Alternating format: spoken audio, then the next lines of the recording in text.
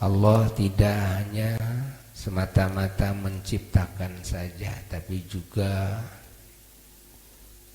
Allah memenuhi kebutuhan dan keinginan jasad dan ruh kita, zahir dan batin kita.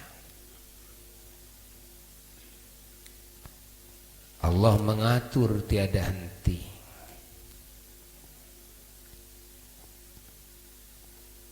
Allah menghujankan nikmatnya tiada henti. Allah menolong tiada henti. Dan Allah melihat, mendengar, mengetahui tiada henti. Dan Allah menetapkan nasibnya terus menerus tiada henti, membolak-balik zahirnya dan batinnya tiada henti.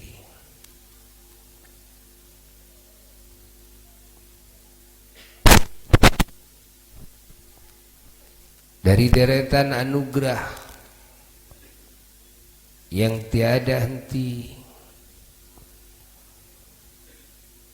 ada anugerah yang tertinggi, anugerah yang tidak ada bandingannya jika dibandingkan dengan dunia dan seisinya, bahkan jika dibandingkan dengan semua alam semesta. Apa anugerah itu? Ketika Allah mengenalkan hati kita, akal kita kepadanya.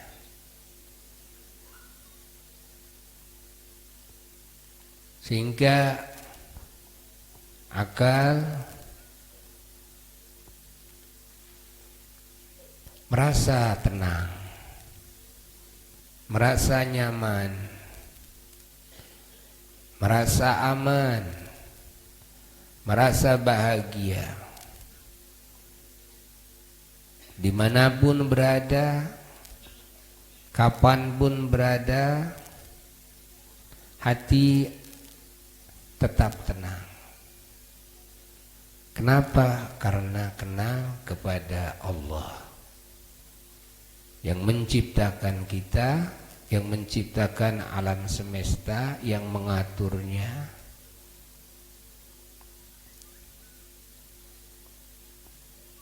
Ada di mana saja kita, Allah tetap ada. Allah tetap hidup. Allah tetap melihat, mendengar. Allah tetap Maha Kuasa dan kekuasaannya tak terbatas. Allah tetap menghendaki segala sesuatu kita dan segala sesuatu makhluknya.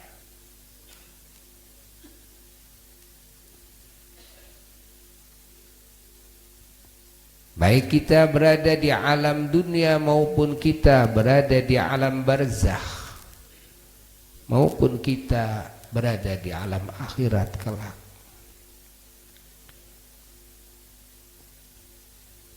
Tuhan kita tetap itu. Aneka ragam alam, aneka ragam tempat, aneka ragam waktu, aneka ragam ciptaan Allah, semuanya diatur oleh Allah, diperhatikan oleh Allah, ditatap oleh Allah, didengar oleh Allah, dan semua makhluk berada di hadapannya. Tidak ada satupun makhluk yang bisa keluar dari liputan penglihatannya, pendengarannya, firmannya, pengetahuannya, kekuasaannya, dan kehendaknya.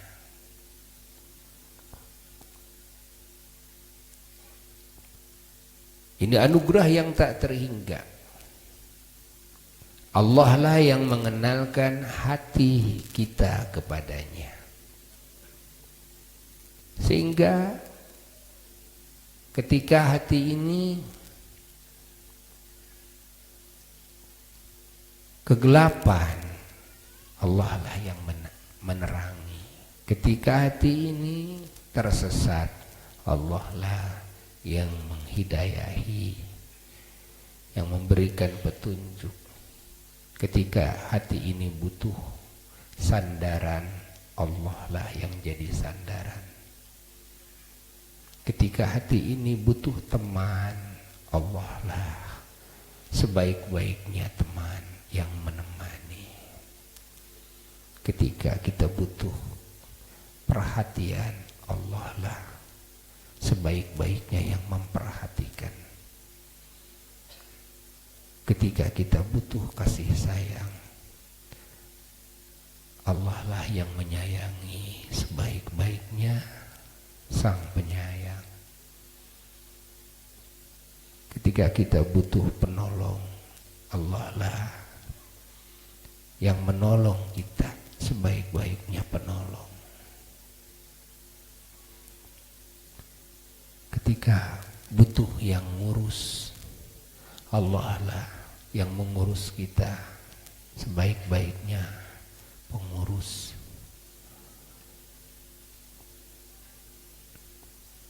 Kita berangkat kemana saja, akan tenang hati kita ketika hati sudah kenal kepada Allah. Karena semuanya ciptaan Allah. Kita bertemu dengan manusia, manusia ciptaan Allah, diatur, dipastikan, ditakdirkan segalanya oleh Allah, dirajai oleh Allah. Ketika kita bertemu dengan binatang, hatta harimau sekalipun, siapa yang menciptakannya? Allah. Yang mengatur kehidupannya, Allah. Yang menakdirkan segala sesuatunya, Allah. Segala perkara. Maka ketika hati mengenal Allah, ketika menghadapi makhluk yang ditakuti oleh hati, kita ingat bahwa Allah lah yang menciptakan, Allah lah yang mengatur, Allah lah yang merajai, Allah lah yang menakdirkan. Semuanya, segalanya oleh Allah. Maka kita tinggal meminta kepada Allah pertolongan.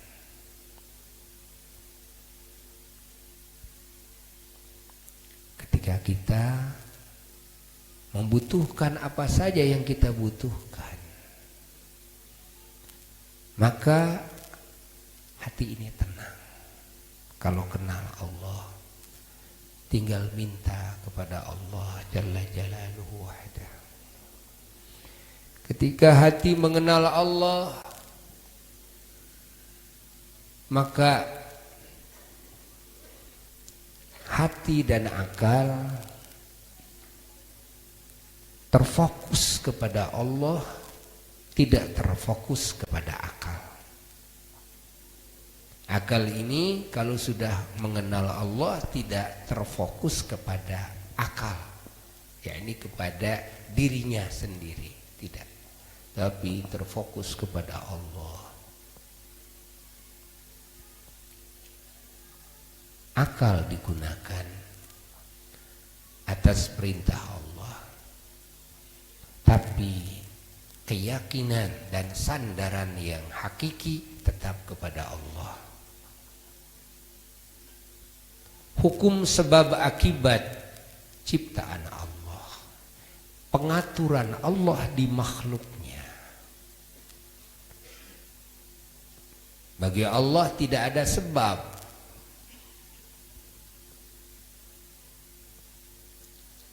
Allah menciptakan sebab, wasilah hanya untuk makhluknya.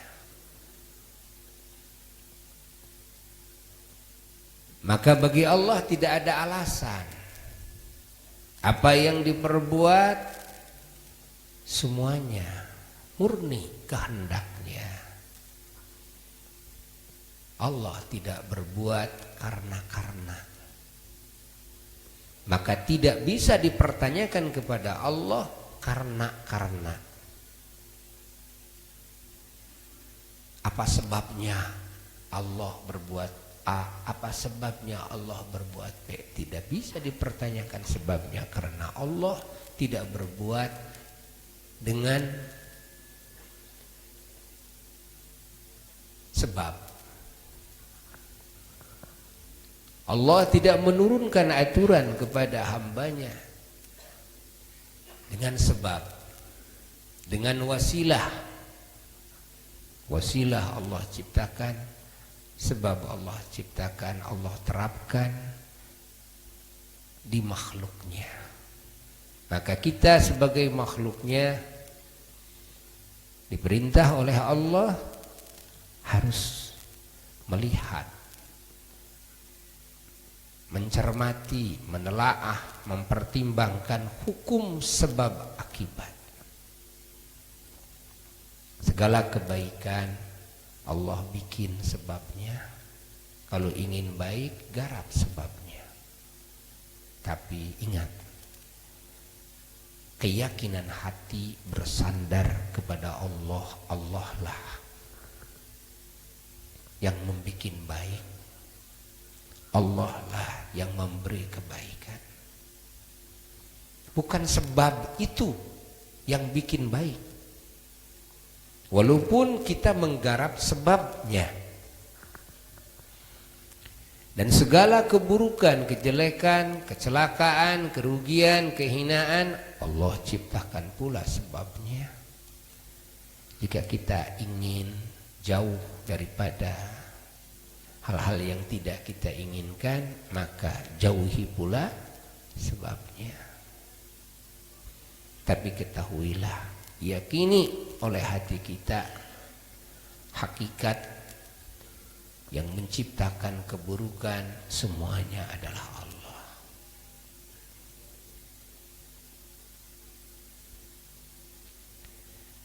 La ilaha illallah, la haula wa la quwata illa billah.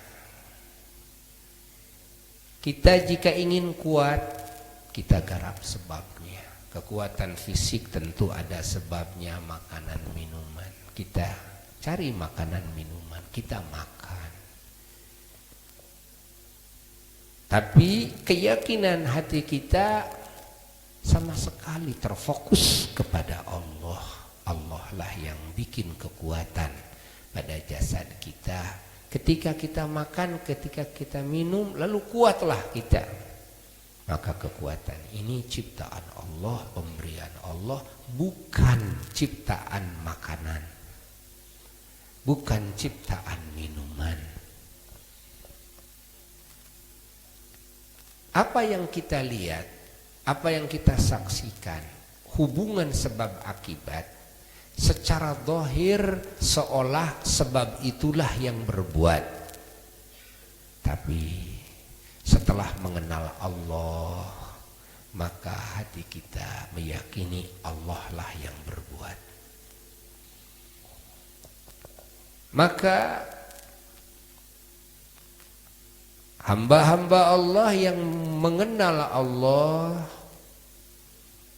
tidak terfokus kepada kekuatan akalnya, tidak terfokus kepada kekuatan jasmaninya, ruhaninya, tidak terfokus kepada sebab, tidak, fokus tetap kepada musabbibul asbab, yang menciptakan sebab dan yang menciptakan akibatnya, dan juga yang mensetelkan hukum sebab akibat tersebut. Dialah Allah, la ilaha illallah.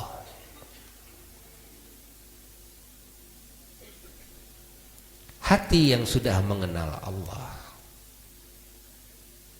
tidak akan sepi daripada mengingat Allah.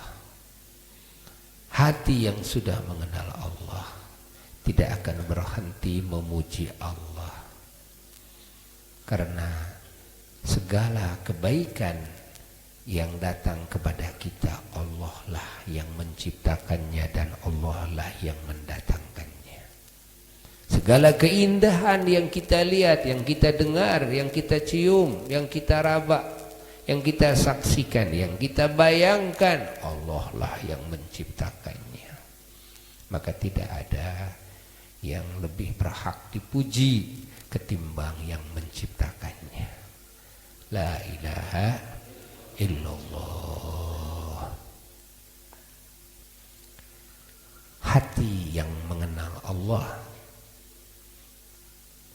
pasti akan selalu sabar ketika dirinya mendapatkan berbagai ujian-ujian yang tidak diinginkan.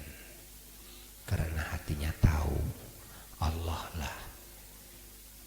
lah yang berbuat, Allah lah yang menakdirkan, yang menentukan saya seperti ini, Allah lah. Maka hati bersabar kepada Allah. Hati yang sudah mengenal Allah, hati akan menyandarkan segala sesuatunya kepada Sang Penciptanya, kepada Sang Pengaturnya. Tidak merasa memiliki apapun, semuanya menyadari hati ini adalah milik Allah. Tidak merasa bisa itu, bisa ini. Hati ini meyakini bahwa bisa itu, bisa ini adalah pemberian Allah, ciptaan Allah, kehendak Allah, kekuasaan Allah, pekerjaan Allah. Kita bisa dibisakan oleh Allah. Ketika kita tahu itu, tahu ini, sedikit pun hati ini tidak merasa bahwa tahu itu adalah betul-betul pengetahuan saya. Tidak, tapi karena hati saya ditaukan oleh Allah. La ilaha illallah. Hati yang mengenal Allah tentu akan selalu mengagungkan Allah, membesarkan namanya. Hati yang mengenal Allah tentu akan mensucikan Allah dari segala sifat kekurangan yang disebut dengan tasbih, takdis, subhanallah. Hati yang mengenal Allah akan selalu meyakini bahwa tidak ada yang hakiki kecuali Allah. Keberadaan Allah, keberadaan yang hakiki, karena keberadaannya tidak diadakan oleh siapapun. Keterdahuluan Allah, keterdahuluan yang hakiki, karena keterdahuluannya tidak ada permulaannya. Tidak diawali dengan tidak ada dulu. Kekekalannya kekekalan yang hakiki, karena kekekalannya tidak ada ujungnya. Tidak ada yang ngatur dan tidak ada yang membatasi. Keesaannya keesaan yang hakiki, karena keesaannya esa yang tidak bisa dibagi.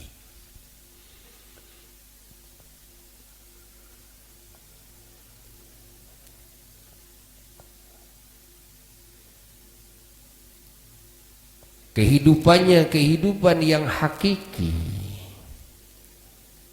kehidupan yang abadi, kehidupan yang tidak bisa diserupakan dengan kehidupan makhluknya. kehidupan tanpa ruh.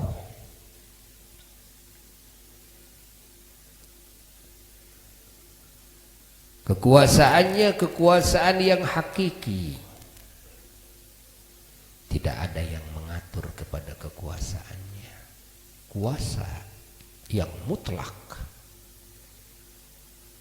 Kehendaknya kehendak yang hakiki. Kehendaknya tidak ada yang mengatur kepadanya siapapun. Kehendak yang mutlak.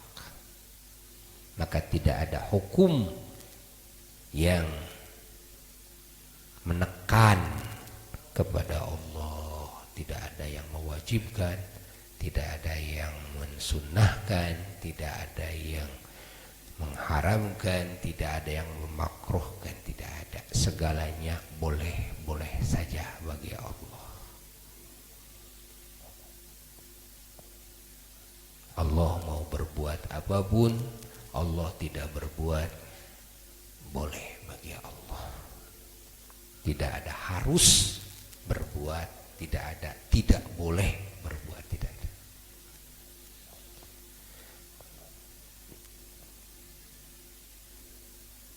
Maka apapun yang terjadi di alam ini adalah bukti kehendaknya dan bukti kekuasaannya. Dan bukti wujudnya, bukti keterdahuluannya dan bukti keesaannya, bukti bahwa Allah melihat, mendengar, mengetahui, berfirman, bahwa Allah hidup, bahwa Allah maha dekat tanpa jarak. Apa buktinya? Ini alam semesta. Alam semesta buktinya. Walaupun mata tidak melihat Allah, walaupun mata tidak melihat Allah, walaupun telinga tidak mendengar firman Allah, tapi akal merekamnya dengan seyakin-yakinnya. Jika akal ini sehat, maka akal meyakini tidak mungkin ini semua ada tanpa ada yang mengadakan. Tidak mungkin ini semua teratur tanpa ada yang mengatur. Tidak mungkin ini semua ada warnanya tanpa ada yang melukis. Tidak mungkin ini semua ada bentuk tanpa ada yang mengukirnya. Tidak mungkin penuh dengan hikmah, faidah, penuh dengan rahasia tanpa ada yang menaruh hikmah dan rahasia di dalamnya. Di mana satu ciptaan Allah, jika akal menyelami semua rahasianya, maka akal ini akan habis kemampuannya. Walau digabung dengan semua akal yang Allah ciptakan. Bagaimana dengan semua ciptaannya? Bahwa ini semua yang kita saksikan menunjukkan kepada pasti wajib menurut akal adanya yang menciptakan, dan yang menciptakan itu pasti hidup, pasti maha kuasa, pasti melihat, pasti mendengar, pasti menghendaki, pasti berfirman. Tidak mungkin ini semua dibuat oleh yang tidak ada. Adapun mata tidak bisa melihat karena kehendaknya, mata kita tidak diperlihatkan kepada zatnya. Tapi ketika Nabi kita Sayyiduna wa Maulana Muhammad di bulan Rajab dulu, 1 tahun lagi menurut sebagian ahli tarikh, beliau mau hijrah dari Makkah ke Madinah setelah berdakwah siang dan malam 12 tahun dari mulai diangkat kerasulan, dan beliau sabar menanggung pahitnya di dalam dakwah, menanggung kejelekan umat, fitnahan, yang mendustakan, yang menghinakan, yang memperolok-olok, sampai yang menzalimi, sampai menyiksa beliau, melempari dengan batu sampai berdarah kaki beliau. Padahal beliau manusia yang tidak pernah berbuat kejelekan sedikit pun kepada siapapun. Beliau satu-satunya makhluk yang hatinya penuh dengan kasih sayang kepada semua ciptaan Allah tanpa terkecuali, yang disebut dengan rahmatan. Akhlak dan etika beliau sungguh sempurna. Tidak ada makhluk yang paling sempurna akhlaknya kecuali beliau. Cara bergaul dengan siapapun pergaulan yang sangat indah dan sangat terpuji, sangat mulia. Ucapannya, sikapnya, gerak-geriknya, tidak pernah ada yang melihat kekurangan, kecacatan, kejelekan, kebodohan, kesesatan, ketidakadilan pada diri Nabi kita Sayyiduna Muhammad sallallahu alaihi wasallam. Segalanya ditumpahkan untuk umat, untuk keselamatan semua, untuk kebahagiaan semua, untuk kemuliaan semua dari dunia sampai akhirat. Cita-cita Nabi kita Sayyiduna wa Maulana Muhammad sallallahu alaihi wasallam hanya menginginkan semua selamat, hanya menginginkan semua bahagia, semua beruntung, semua mulia, dan tidak berharap apapun dari yang lain. Tidak berharap dipuji, tidak berharap diberi apapun, tidak berharap dibalas budi beliau, tidak. Beliau lakukan itu semua karena Allah Jalla Jalaluhu. Lalu setelah 12 tahun beliau berdakwah, Allah kasih apresiasi kepada beliau yang sangat tinggi. Apa? Allah mengadakan acara terbesar di alam semesta. Acara apa? Mengundang makhluk yang satu ini. Mengundang makhluk yang satu ini. Untuk apa? Untuk dipertemukan oleh Allah dengannya. Untuk diperlihatkan oleh Allah kepada zatnya, untuk diperdengarkan oleh Allah kepada firman-Nya, untuk menerima anugerah dari Allah secara langsung, untuk dihadirkan di alam yang suci, di tempat teragung, yang mana para malaikat Allah boro-boro bisa hadir, tahu pun tidak. Malaikat Jibril alaihissalatu wassalam hanya bisa menghantar Nabi kita sampai batasan Sidratul Muntaha. Dari Sidratul Muntaha ke sana boro-boro bisa menginjakan kaki, tahu pun tidak. Maka disebut Sidratul Muntaha dikarenakan allati yantahi ilaiha ilmu kulli nabiyyin mursal wa malakin muqarrab. Dikarenakan itu dibikin batas oleh Allah. Batas apa? Batas pengetahuan semua malaikat, batas pengetahuan semua nabi dan rasul. Batasnya sampai sana. Dari sana ke sebelah sananya semuanya tidak ada yang tahu. Tapi Nabi kita Sayyiduna Muhammad oleh Allah diberitahu, oleh Allah diberitahu, oleh Allah diberi kekuatan, tanpa guide, tanpa pendamping, sendiri. Karena yang dimaksud dengan undangan hanya satu yang diundang, hanya Nabi kita yang diundang, tidak yang lainnya. Malaikat Jibril alaihissalatu wassalam, beliau hanya sebagai tim penjemputan, beliau hanya sebagai tim pendamping, beliau hanya sebagai guide-nya Rasulullah. Tapi sang guide sampai Sidratul Muntaha tidak diizinkan oleh sang pencipta alam semesta untuk bisa menemani yang diundang ini. Sudah sampai Sidratul Muntaha, Rasulullah sallallahu alaihi wasallam berangkat sendirian masuk ke alam yang tersuci, alam yang termulia. Di alam itulah Rasulullah sallallahu alaihi wasallam dipertemukan oleh Allah kepadanya, diperlihatkan oleh Allah kepada zatnya, diperdengarkan oleh Allah kepada firman-Nya, tanpa diketahui oleh malaikat Jibril alaihi salatu wassalam dan oleh siapapun malaikat Allah, oleh semua Nabi Allah. Tidak ada yang tahu apa yang Allah anugerahkan kepada Nabi kita. Allahumma salli wa sallim wa barik alaihi wa ala alihi wa sahbihi. Ini menunjukkan kepada tingginya derajat. Jika Allah menghendaki tuh, ternyata ada makhluk yang diperlihatkan oleh Allah kepada zatnya. Jika Allah menghendaki. Jadi kalau kita mata tidak melihat, karena Allah tidak menghendaki, mata kita bisa melihat.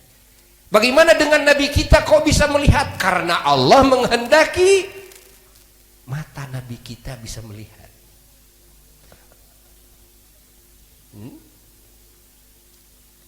Sungguh bodoh kalau orang bikin kaidah kalau yang tidak bisa dilihat itu berarti tidak ada. Ini kan kebodohan. Ini dalam saku saya bisa dilihat nggak? Dari sana bisa dilihat nggak? Apakah karena tidak melihat disebut tidak ada? Ya? Ini bodoh. Faham komunis, faham ateis, yang mana mereka mengingkari keberadaan Tuhan dengan alasan karena mata tidak melihat.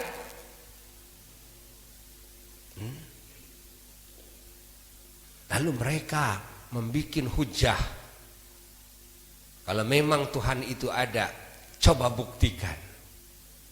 Ya. Coba buktikan.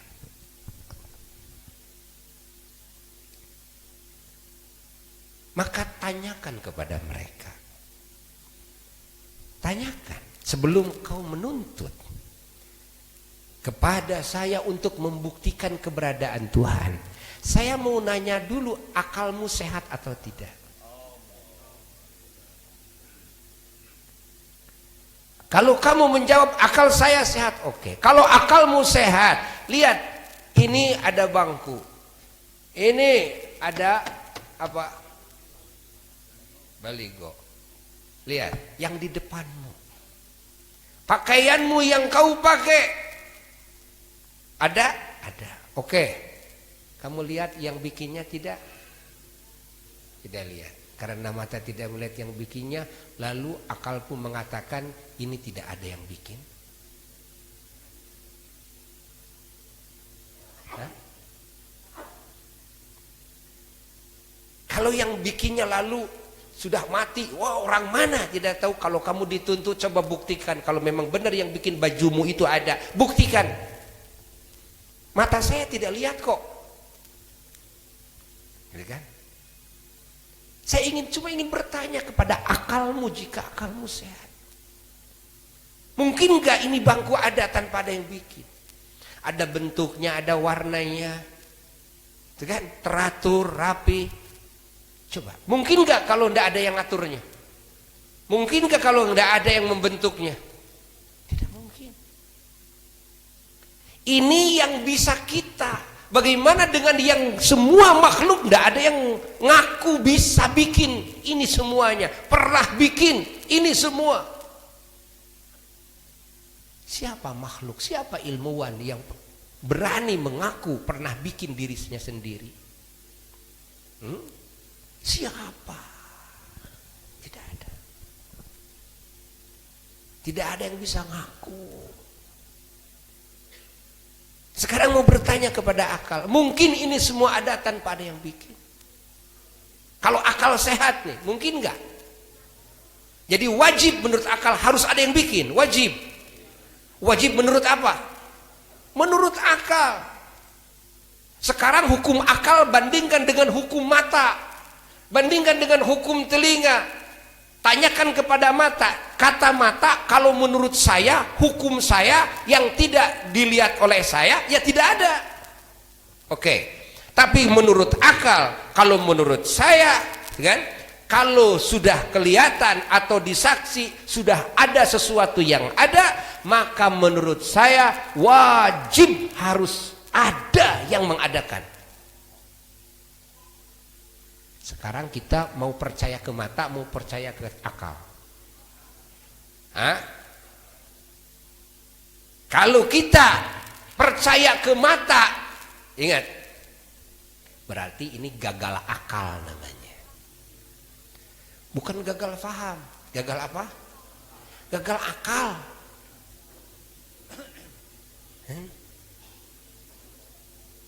Apakah akal mau bermakmum kepada mata? Apakah mata bermakmum kepada akal? Mata bermakmum kepada akal. Kita sadar bahwa kekuatan penemuan akal melebihi semua panca indera ini. Mata boleh tidak melihat, ya, tapi akal bisa mendeteksi yang tidak dilihat oleh mata, yang tidak didengar oleh telinga. Dan pengetahuan akal, penemuan akal tentu harus menjadi imam. Kalau akal harus menjadi makmum, berarti gagal apa? Gagal akal. Kalau sudah gagal akal, ya gagal total.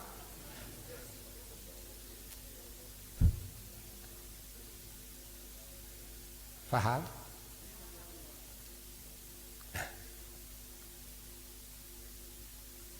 Kalau akal sudah meyakini kepada wajib adanya yang mengadakan, yang menciptakan, apakah cuma ada ini yang menciptakan? Tidak.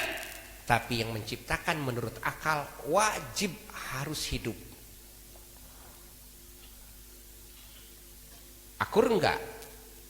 Akur enggak? Mungkin enggak ini yang menciptakannya mati? Lalu akal terus berkembang, meyakini apa? Kata akal, wajib nih yang menciptakan alam semesta ini maha kuasa. Kenapa? Ya sudah ada bukti kekuasaannya ini. Wajib punya kehendak. Ya tidak mungkin tanpa kehendak ini bisa teratur. Ada bentuk, ada warna, ada hikmah, ada rahasia. Tidak mungkin lah kalau tidak ada yang, kalau sang penciptanya tidak punya kehendak. Akal meyakini ini yang menciptakan pasti melihat. Tidak mungkin diciptakan sama yang buta, ya kan? Bagaimana yang buta bisa mengatur urusan warna? Ya mungkin lah, ya kan? Pasti yang menciptakan ini mendengar. Tidak mungkin diciptakan sama yang tuli. Yang kecil aja, suara. Gimana mengatur suara coba? Kalau yang menciptakannya tuli, tidak dengar. Paham? Ini yang menciptakan pasti punya keilmuan yang tak terbatas, yang sempurna. Ini buktinya. Ya mak mungkin lah ini dibikin sama yang bodoh. Yang menciptakan pasti ini berfirman. Ingat, tidak mungkin yang menciptakannya bisu. Ingat, fahami oleh kita. Lahirlah keputusan hukum akal, lahirlah wajibnya Tuhan, wajibnya sang pencipta ini memiliki 20 sifat, yaitu wujud kidam bako. Itu adalah hasil penemuan dan kesepakatan, kepastian apa? Akal. Namun akal ini belum tahu siapa sih namanya. Nah, kalau nama tidak bisa dipikir sama akal. Harus ada yang ngasih tahu tuh. Datanglah para rasul alaihi wassalatu wassalam memberitahu, diutus oleh Allah untuk memberitahu apa? Untuk memberitahu bahwa yang sudah dipastikan oleh akal kalian, jika akal kalian sehat, namanya Allah. Tadinya akal memastikan la ilaha illa huwa. La ilaha illa huwa, tidak ada Tuhan kecuali Dia. Siapa Dia? Ya tidak tahu. Dia saja. Lalu akal ini munajat kepada Tuhan. Kalau begitu Tuhan ini tidak mungkin jauh. Benar. Kenapa? Tiap detik dan menit ini semuanya diurus oleh Tuhan. Tidak mungkin dilepas. Segalanya diatur oleh Tuhan. Maka Tuhan pasti maha dekat, ya. Kalau begitu Tuhan selalu hadir, ya. Tuhan selalu hadir. Ingat. Maka hati tidak boleh menghadirkan Tuhan. Kenapa? Karena Tuhan selalu hadir. Yang harus dihadirkan adalah hatinya. Karena hati kita selalu lupa. Paham? Tidak diperbolehkan menghadirkan Tuhan. Tidak boleh. Gimana menghadirkan Tuhan kok? Tuhan selalu hadir. Yang harus dihadirkan apanya? Hatinya. Beda dengan menghadirkan makhluk. Kalau makhluk perlu dihadirkan. Kenapa? Karena boleh jadi makhluk tidak hadir. Kalau Tuhan selalu hadir, maka tidak boleh menghadirkan Tuhan. Tapi yang diharuskan adalah menghadirkan hati kepada Tuhan. Pahami kita. La ilaha illallah. Maka beralih dari la ilaha illa huwa menjadi la ilaha illa anta. Tidak ada Tuhan kecuali engkau. Tadinya huwa. Dia. Karena belum tahu. Lalu setelah dia beralih anta, engkau.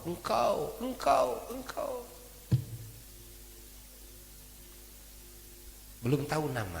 Datanglah para rasul alaihi wassalatu wassalam memberitahu nama la ilaha illallah. Tidak ada Tuhan yang sudah diyakini dan disepakati oleh akal kalian jika akal kalian sehat kecuali Allah. Oh Allah. Bertambah la ilaha illallah, la ilaha illallah, la ilaha illallah. Kalau la ilaha illa huwa benar-benar, karena huwa adalah yang dimaksud, ingat, adalah Allah. La ilaha illa anta, tidak ada Tuhan kecuali engkau, benar. Kalau anta yang dimaksud adalah Allah,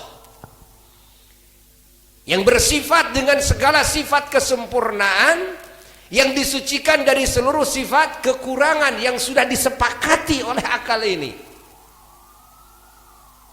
Faham? Faham?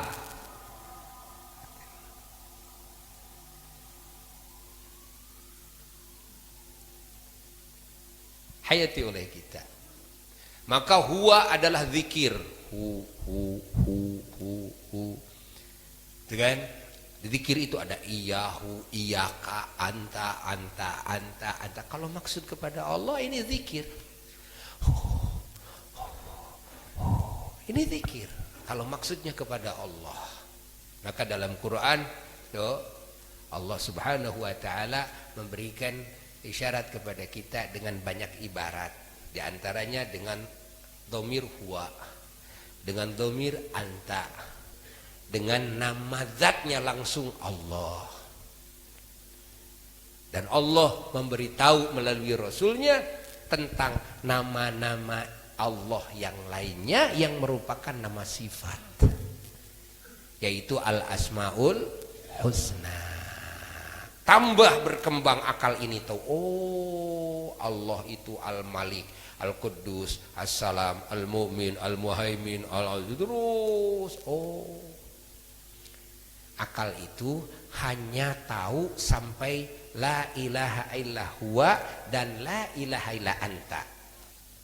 Tidak bisa tahu la ilaha illallah, taunya namanya Allah setelah dikasih tahu oleh para rasul. Dan setelah hati meyakini kepada kebenaran kerasulannya rasul tersebut, bahwa itu betul-betul utusan Allah dengan fakta-fakta dan bukti-bukti kerasulannya, lalu rasul memberitahu la ilaha illallah, tidak ada Tuhan kecuali Allah. Oh Allah. Maka rasul semuanya berperan. Yang pertama, bagi yang akalnya sehat, memberitahu nama zat Allah yang sudah diyakini oleh akalnya, kalau akalnya sehat. Kalau akalnya ada kelemahan atau ada error, kan? Maka rasul semuanya tampil membenahi errornya dulu, ya, membenahi errornya. Ada yang bertuhan la ilaha illa batu, la ilaha illa dewa, la ilaha illa matahari, la ilaha illa api, la ilaha illa sapi, la ilaha illa apa lagi tuh, macam-macam itu. Ini namanya akalnya error. Benahi oleh para rasul, dibenahi oleh para rasul. Tidak ada Tuhan kecuali Allah, dibenahi akalnya yang error itu. Lalu peran para rasul alaihi wassalatu wassalam, yang mana imamnya adalah Sayyiduna wa Maulana Muhammad sallallahu alaihi wasallam, adalah memberitahu tentang firman Allah yang di dalamnya hukum-hukum, di dalamnya perintahan, di dalamnya larangan, di dalamnya berita-berita tentang A, B, C, D dan selanjutnya. Itu peran para rasul yang di dalamnya adalah ilmu pengabdian kepadanya, ilmu akhlak dan adab kepada Allah, dan ilmu akhlak dan adab kepada sesama makhluk Allah. Itulah peran para rasul. Dan peran para rasul selanjutnya adalah memberi contoh di dalam hidupnya, ingat, kepada semua manusia dan bangsa jin. Inilah wujud pengabdian kepada Allah. Inilah wujud bagaimana bermuamalah, bergaul dengan Allah. Inilah wujud bagaimana bergaul dengan sesama makhluk Allah dengan akhlak dan adab. Dan para rasul menjabarluaskan tentang makna-makna wahyu Allah. Lahirlah sunnah.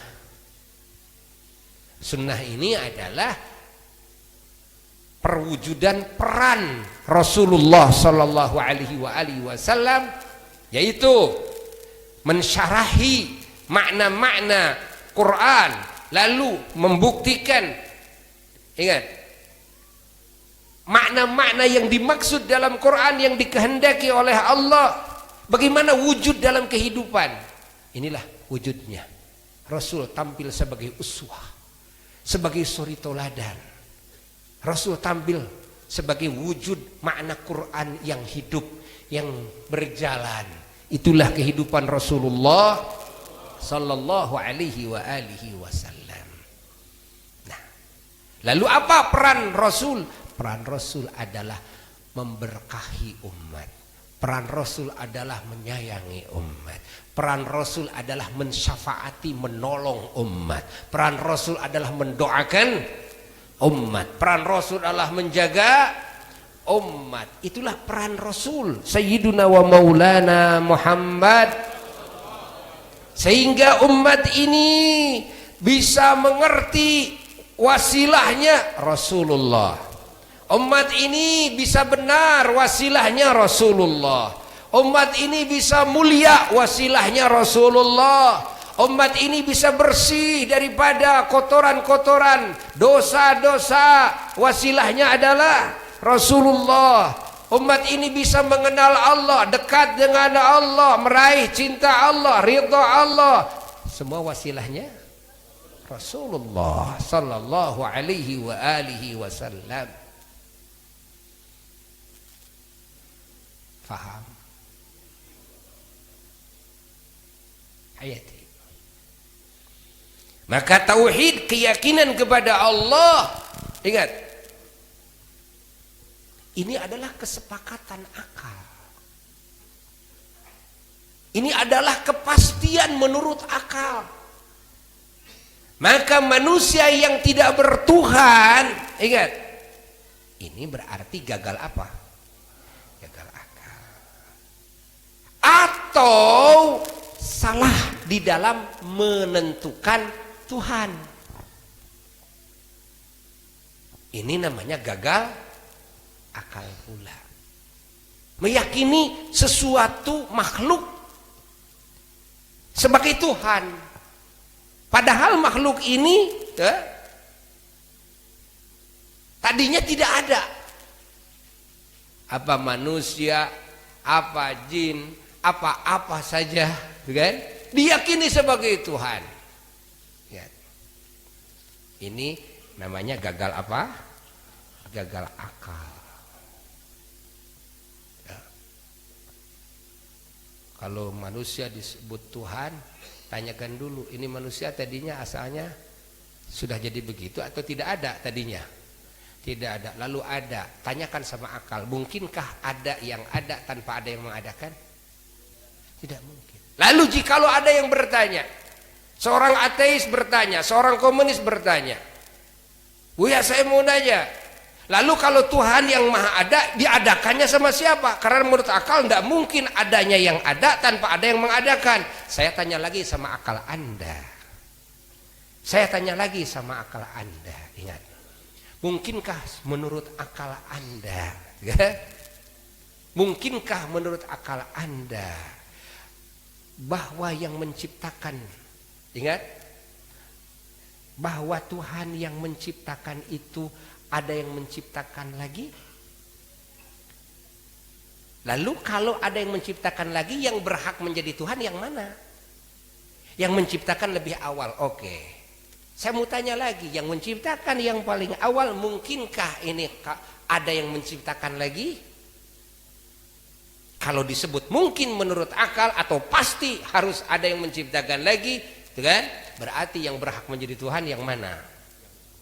Yang menciptakan lebih awal, itu kan? Lalu menurut akal mungkin nggak ada ujungnya? Ya nggak juga, ya udah. Makanya putuskan oleh akal kita, maka sebagai sang pencipta maha terdahulu tidak ada awalnya, tidak ada permulaannya, tidak diawali dengan tidak ada dulu.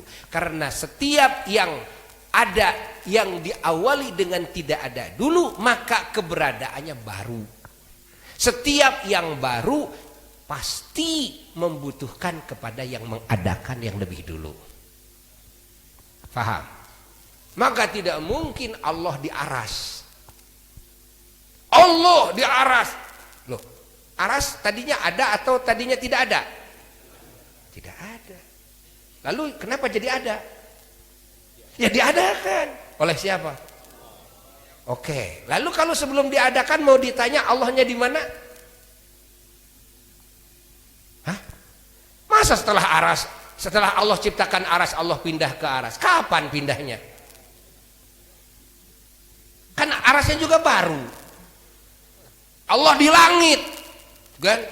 Karena menurut Quran Ar-Rahman 'alal 'arsy istawa, menurut Quran wa huwallahu fis samawati wa fil ardi lagi. Allah di bumi. Langitnya baru, buminya baru. Allah di depan, depan itu jihad. Ada depan, ada belakang, ada kanan, ada kiri, ada atas, ada jihad. Allah di depan, depannya juga baru dibikin Allah kok. Paham? Allah ada di hati, hatinya juga ciptaan Allah kok.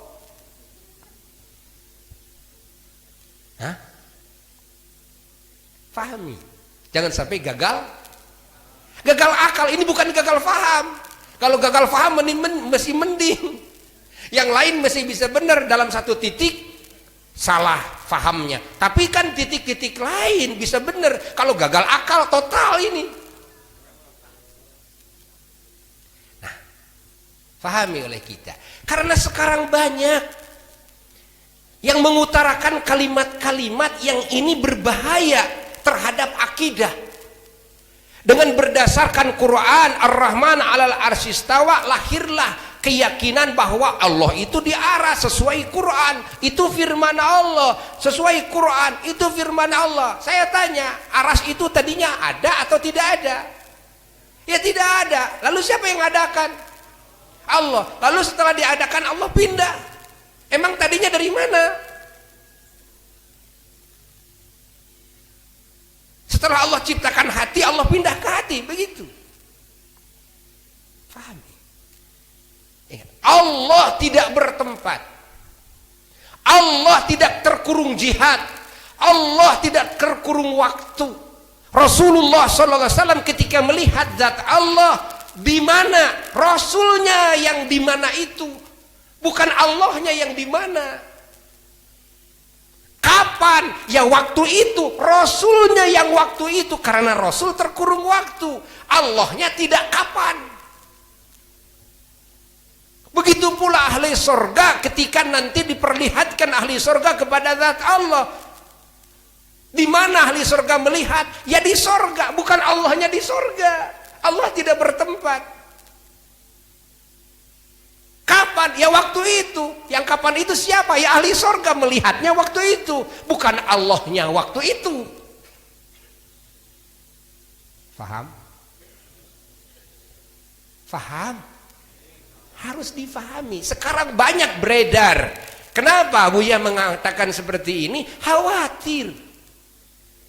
Sekarang banyak umat Islam yang masih kurang di dalam urusan akidah.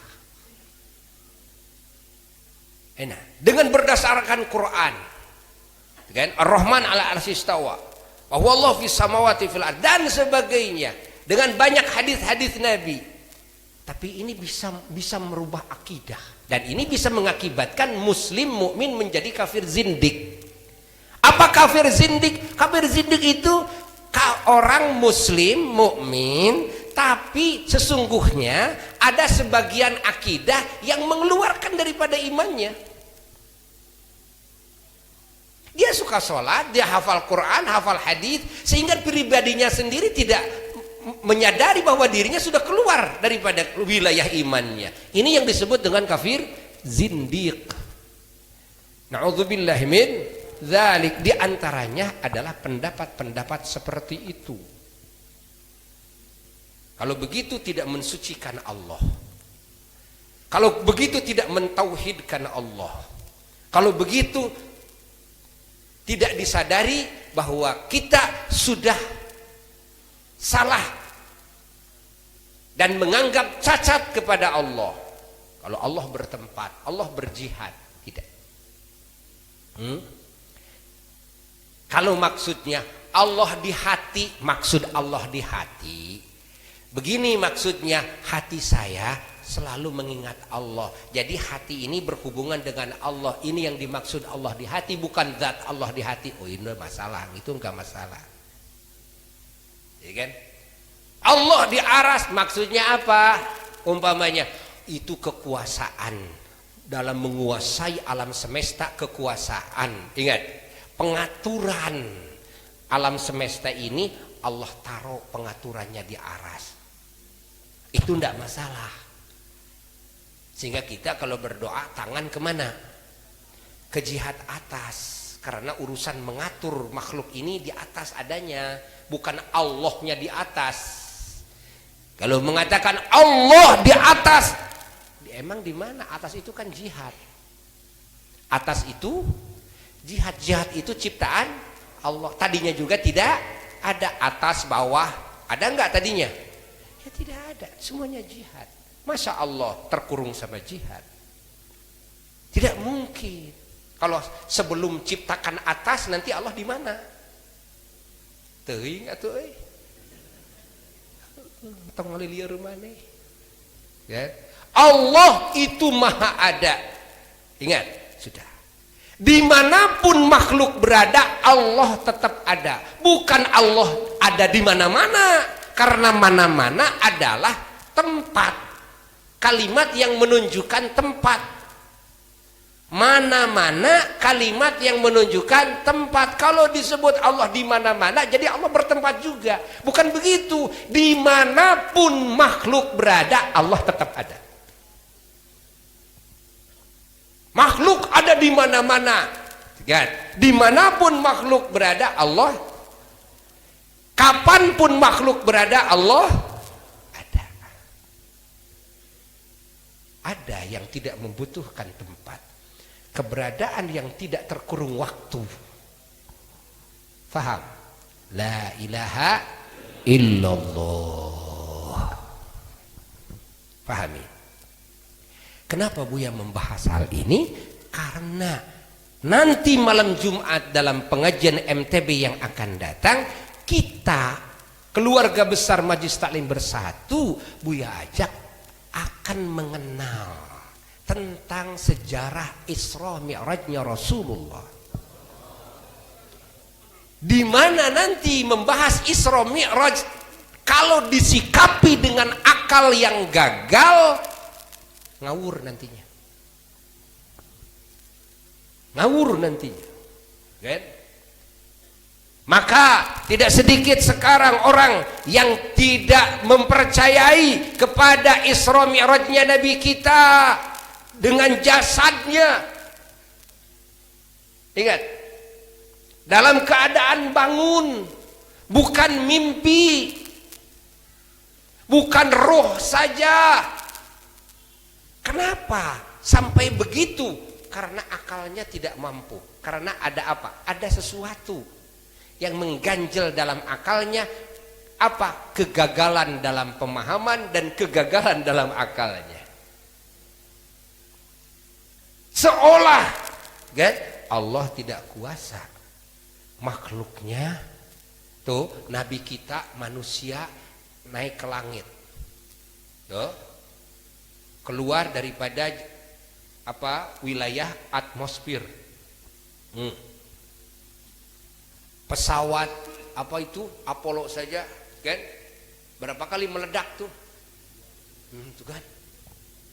Ini Nabi Muhammad kok manusia, belum ada alat, bagaimana alat untuk udara dan sebagainya, kok bisa?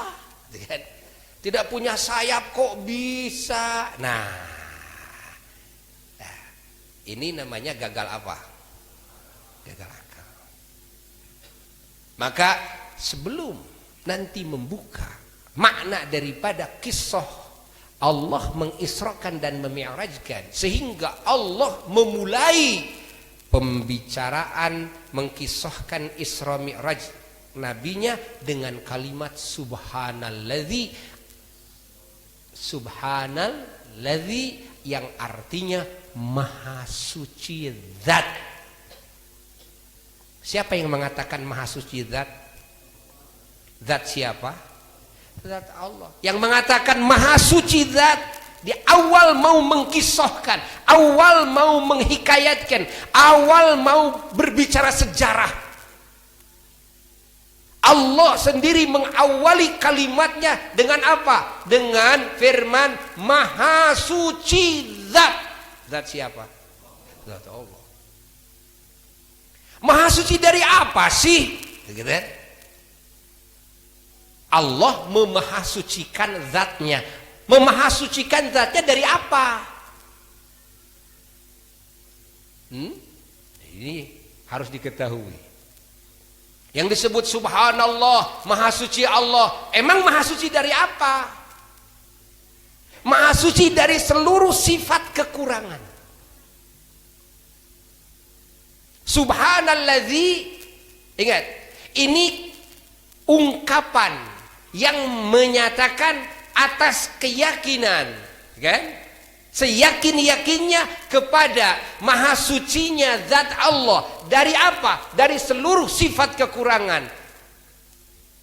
Alias Allah bersifat dengan segenap sifat kesempurnaan.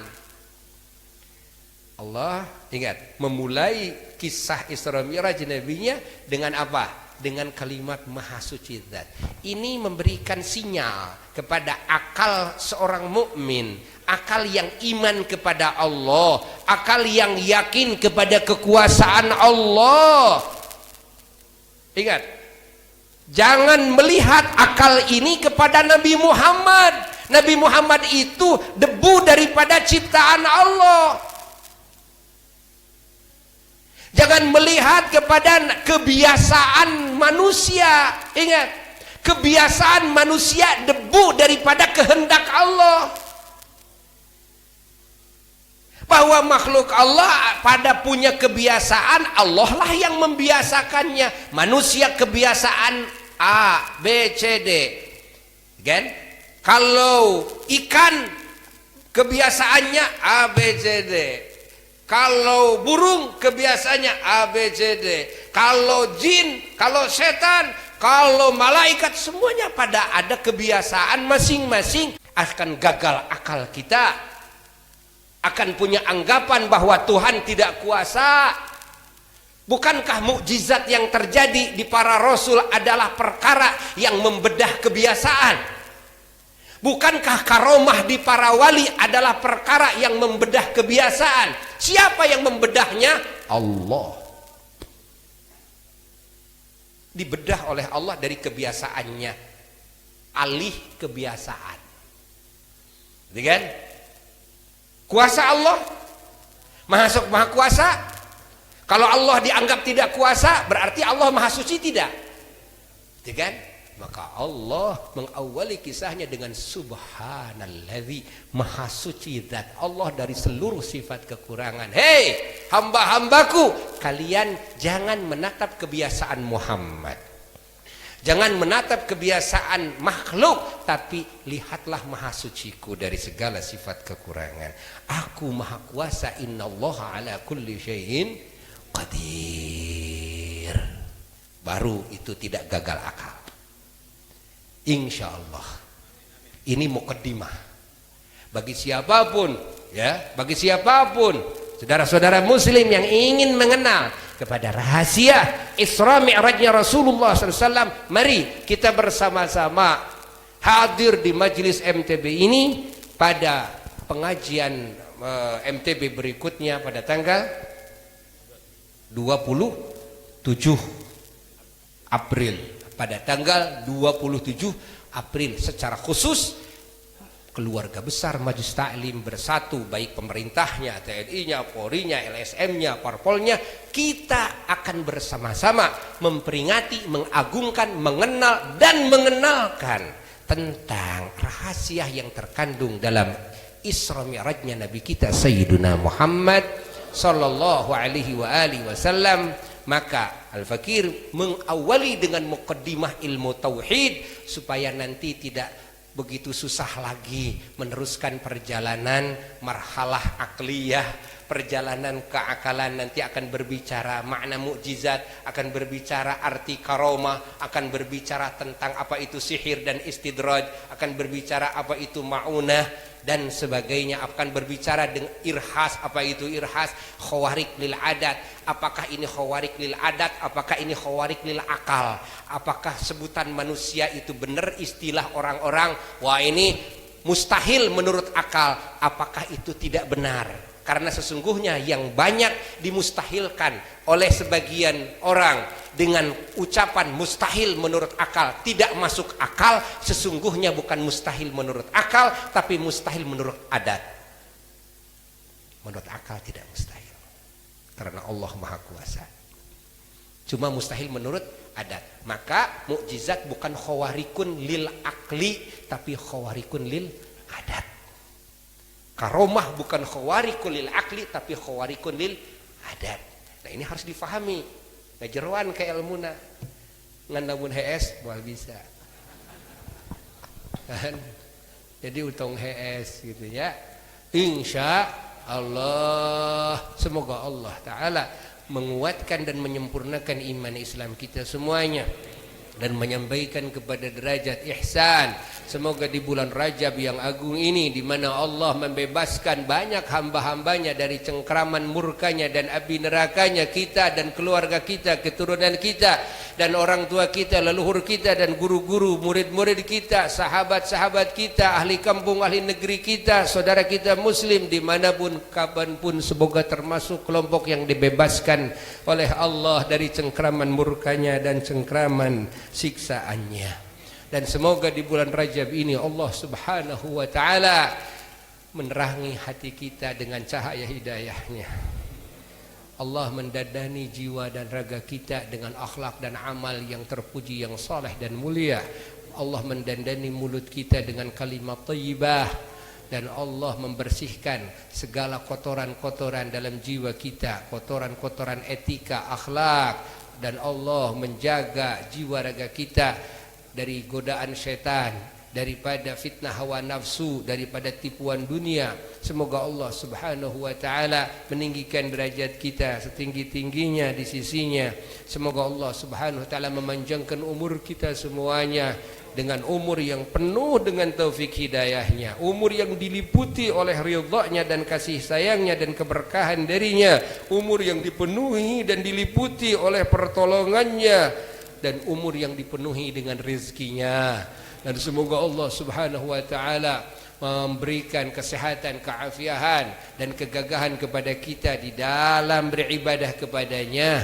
Dan semoga Allah Subhanahu wa Ta'ala menjadikan akhir hayat kita akhir hayat yang terbaik menurutnya, akhir hayat yang teragung di sisinya, yang disebut dengan husnul khatimah. Semoga Allah Subhanahu wa Ta'ala menjadikan kita dan keluarga kita dan semua keturunan kita, leluhur kita dan saudara-saudara kita muslim menjadi ahli surganya, dan ditutup segala keaiban bijahin Nabi sallallahu alaihi wasallam wa ila hadratin Nabi sallallahu alaihi wasallam. Al-Fatihah.